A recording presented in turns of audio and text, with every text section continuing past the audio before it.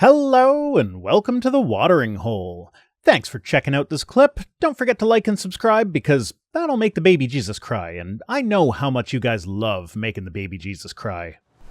Alright, anyway, let's move on to the, so you remember that story that was going around last week about the Arabic In God We Trust posters? I didn't hear about that, but that sounds interesting. Okay, so do you know who Chaz Stevens is? No. You might know him as Florida Man Butt Plug Jesus Guy. I want to know him now. Oh, you need to do some Googling, brah.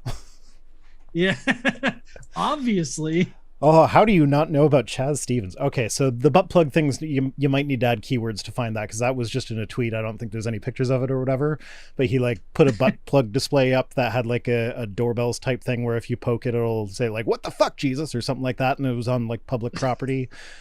But he does stuff like that. He puts up Festivus poles beside nativity displays, including like he'll do like pride themed ones and stuff like that. So he basically trolls all these the right-wing Christian public displays or whatever.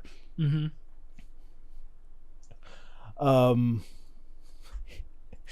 Do I have any idea how little that narrows it down? Are you referring to Florida butt plug Jesus man? Yeah. I mean, the fact that he's from Florida is just like the cherry on top, because he's the best kind of Florida man. Yeah, I mean, it sounds like a Florida man to the T. Yeah. So, anyways, Texas State Senator Brian Hughes last year passed or proposed a bill that would have Texas schools have to display a durable poster or framed copy of the U.S. motto in the "In God We Trust" motto in a conspicuous place, with the provision that the poster was donated or purchased by outside groups, meaning that if you were to purchase one of these posters and then donate to a school, they are legally obligated to hang it up somewhere conspicuous. Okay. Now, this is not the first place that a law like this has been tried. In previous places, there were some creative teachers would get around that by doing things like they would frame and hang up a $1 bill, because that's got the motto on it. Says "In God We Trust." Some teachers did it with pennies. It was actually one of the schools was named after Abraham Lincoln, and they were hanging pennies. It's like, well, it's got Lincoln on it, right? It's got the Lincoln Memorial. And because it says "In God We Trust" on it, so they'd hang up the pennies. So to avoid that, they actually put stipulations in this about how big the font has to be, and how it has to have the American flag centered on it somewhere, and it has to have the Texas flag on it somewhere else. So it's like, you like hanging a dollar bill is not going to have a centered American flag on it in one spot and a Texas flag in another spot. But they didn't specify what language the posters had to be written in. So Chaz Stevens started raising money to have these these posters that said "In God We Trust" in Arabic. He's not the only person that's done something like this. Well, so here's a picture of his poster. Actually, I think that's a rough draft because the United States flag is not centered in that one, so that one would not actually pass muster. But down here, we've got this guy has two of his own posters where he put God in rainbow in pride colors, and he's got his own version of the Arabic "In God We Trust" as well, because it didn't say anything about the color that the font had to be in. So that's right. I'm going to say, I want to say that S is pronounced like an SH, Shravan, because I think I've heard that name before, but I might be right. It might just be Shravan. Shravan Krishna worked with the South Lake Anti-Racism Coalition and the Texas Bipartisan Alliance. Started donating, or offered to donate, his own Arabic language sign, as well as others with the words "God" in rainbow colors. And then there's also others that have been, because actually this is brilliant right here. The other signs that were being discussed included ones with a rainbow background.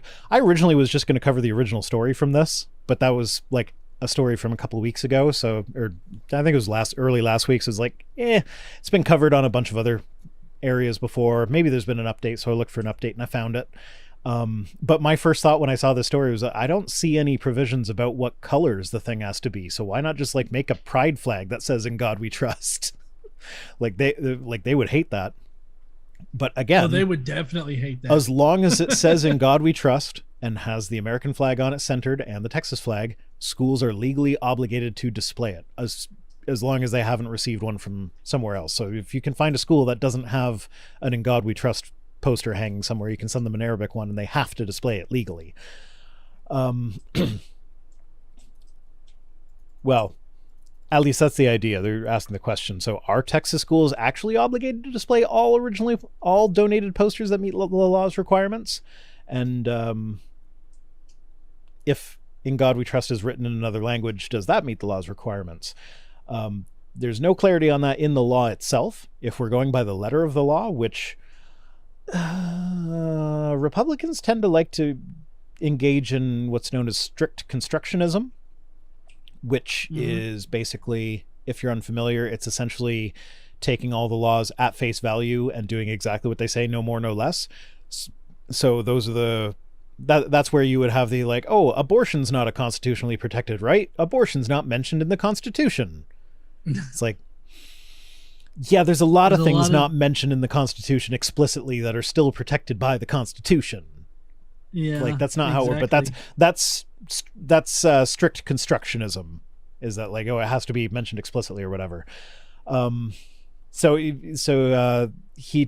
Hughes tries to get around this. Like he'll say like, oh, the wording of the law requires the poster say "In God We Trust," and it has to be in English because the bill is written in English. So putting it in Arabic means that it's not saying these exact words "In God We Trust," even if it does translate to "In God We Trust." So it has to be in English. And then he kind of backpedaled on it. It used to be like, though, they'd have to display all the posters, and like, oh, no, it just says a durable poster or frame copy. So it's singular. So if a school gets multiple posters, they only have to hang one of them. So he's trying to find wiggle room in his own phrasing to close loopholes that he didn't foresee. But this isn't the first time that Hughes has run into issues like this in his own bills. So you mean not being specific enough? And yeah, the devil being in the so like in the past, Hughes sponsored a bill that required teachers to offer multiple perspectives when discussing widely debated and currently controversial topics, which I would think he was intending to mean, I want to teach creationism in schools. But there was one school administrator that told their teachers that like, hey, because of this new legislation, you have to present alternate perspectives on the Holocaust. Yeah. So like, I can see where that's going. Yeah, that's not great. There was also his bill on critical race theory. Obviously there is the big fight over critical race theory, and most of the people fighting against it don't even know what it is, which actually is an argument for teaching critical race theory. It's like, if you knew what it was, you shouldn't be opposed to it unless you're a racist. But agreed. Yeah, so when he was like, most people understood his anti-critical race theory law to be specifically meant to downplay the teaching of slavery and racism. And then he came back and said, oh, no, I'm not trying to sanitize history. And it's like, okay, well, if you're not trying to sanitize history, what's the point in even passing this bill? Smell bullshit. Darth Studicus says, start telling kids that the Holocaust was caused by U.S. Republicans. It's like, I mean, some of them aren't too far off from the people who actually caused the Holocaust, so... Yeah, I mean, okay, so what I will say is that there is a non-zero amount of Republicans out there that have praised Hitler in one way or another. They've definitely done that. Yeah, like, oh, what was that? I forget who it was, but there was someone that, like, she was asked, like, if you could combine 3 famous figures into your ideal man, who would they be and for which character traits? And she chose Hitler for the charisma. It's like, could you not think of anyone charismatic who wasn't Hitler? Because I can think of lots of charismatic people who weren't Hitler. Tons of them. Droves of them. Yep. Like, immediately comes to mind David Tennant. Love David Tennant. He's fucking amazing. That guy's got charisma shooting out his ass. Like, even when he's playing the creepy bad guy that it creeps you out totally and you want nothing to do with the guy, he's just like, but he's so charismatic while he's doing it. So even if you want a charismatic bad guy, he's still the better choice because he was at least just acting. Right. Cough, MTG, cough.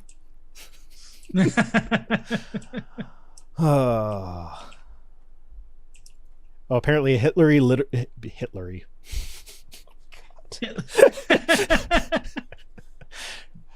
Take that for what it was.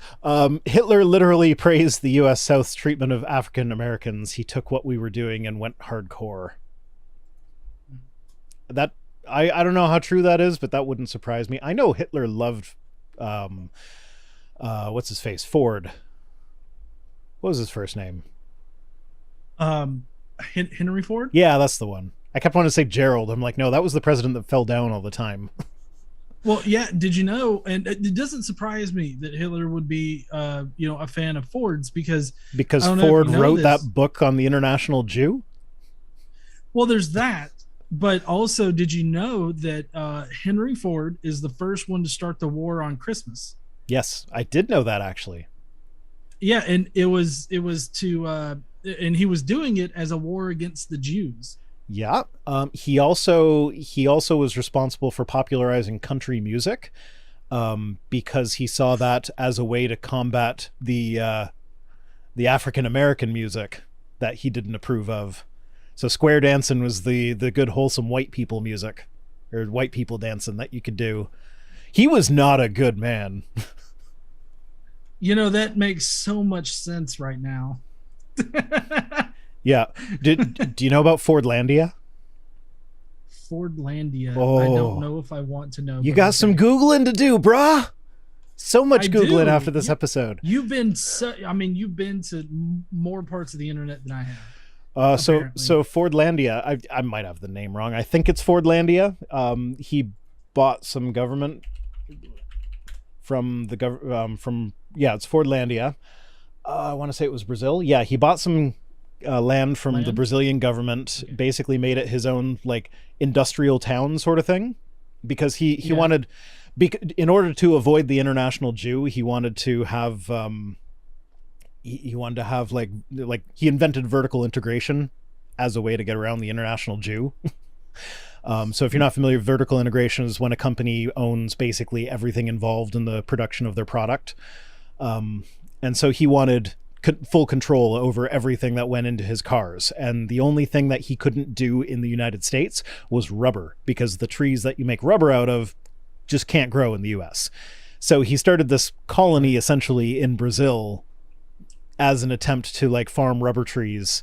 And it was so at one point there was an actual violent revolution in his little colony over the lunch menu. Over the lunch menu, because he kept trying to feed these Brazilian workers this bland American food. And it was not even like good bland American food. It was like just slop and whatever. And he refused to let them like leave the compound to buy their own food or whatnot. And so eventually it got so bad that they actually like had a violent revolt because of what they had for lunch. And it's wild. Wow. Anyway, that was a huge rabbit trail. But that's okay. We're pretty much done with the article anyway. Point is, John needs to look up Chaz Stevens and Fordlandia. Chaz Stevens, Fordlandia, got it. Yeah, so with the strict reading of the bill right now as it stands, it looks like if you donate an Arabic language poster, it has to go up. I think I forgot to mention, my daughter did my fingernails tonight. She did it specifically for the stream, so I'd be in trouble if I didn't mention them. Because she's gonna. I saw them. Yeah, I saw your fingernails. I thought they were pretty well done. Yeah, I think she's using me to experiment because I've never seen her do patterns like this before, and she's like kind of doing like different patterns on each of my nails. So I Yeah. think she's like, oh well, I'm not going to be good the first time I do it, so I'm going to do his nails with that before I ruin mine. I'm the guinea pig.